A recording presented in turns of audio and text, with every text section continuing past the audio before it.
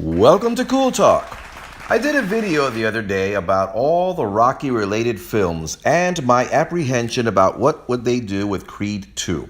Well, Creed 2 came out a few weeks ago and here is my review. If you haven't seen it, spoiler alert. Even though if you've seen one Rocky movie, you've seen them all.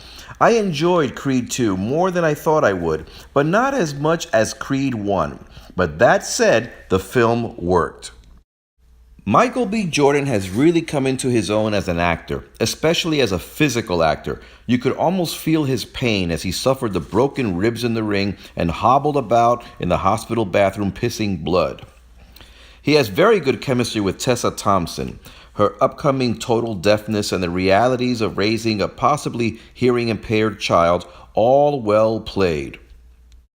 I'm glad that this time they didn't spend too much time on Adonis's mother not approving of his fighting. She sees him now as a grown man who can make his own decisions. I especially enjoy the Dragos. They're not robotic like in Rocky IV. They have a lot riding on this fight. The father seeking redemption, the son trying to live up to the name, and perhaps re-entering the family back into Russia with pride, even though the son, Victor, sees the Russian delegation as hypocritical leeches and resents his mother as the opportunistic, cold-hearted, unloving woman who left the family. These dramas added depth to an already stale story. Creed 2 is more formulaic to the Rocky series than Creed 1 was. It follows the same steps, connects the same dots. It did its job, and that was basically it. Now, the fights were well filmed and suspenseful, but let's face it, we all knew how it would end, for the most part. When the antagonist, Victor Drago, was getting beaten but refused to stay down, and his horror at seeing his mother walk away again, that I wasn't expecting. And when Ivan Drago threw in the towel, saving his son from more pain and humiliation, well, thus finally showing some love, it was all heartfelt. Any complaints? Yes. I'm a little uneasy on how they ended the Rocky and Robert resolution. We know that they reconciled a couple of movies ago, but apparently it wasn't sustainable.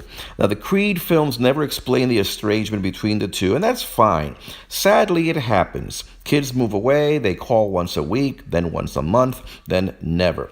It's a reality. However, there must have been some big argument between the two because Rocky hasn't even met his grandson and hasn't spoken to his son in years. That his son hasn't reached out to him even when he knew his dad was on the news training the heavyweight champion. Something must have happened. But anyway, when Rocky arrives at his doorstep, Robert somewhat coolly asks him, "Do you want to come in?" And they hug. I get that he was caught by surprise, but a true resolution would have been shock, then a smile, then a hug. I don't know. I don't like him. This kid's a prick.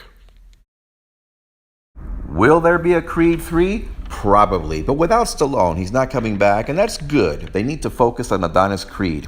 And there's plenty of possible drama here. Bianca, again, is going deaf, and they're raising a hearing impaired child.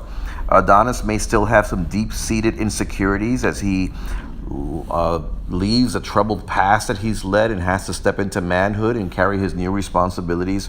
There's good stuff here. Now, how they'll tie it into boxing matches, I don't know.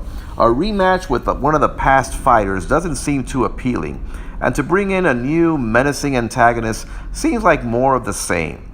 So I don't know what new ideas they'll come up with reference to the culminating fight sequences. Whatever it is, better be fresh and a new approach. All that said, I give Creed 2 a B-. Not great, but relatively enjoyable. Well, that's it for my review. Send me a comment or better yet, subscribe. This is Cool Talk.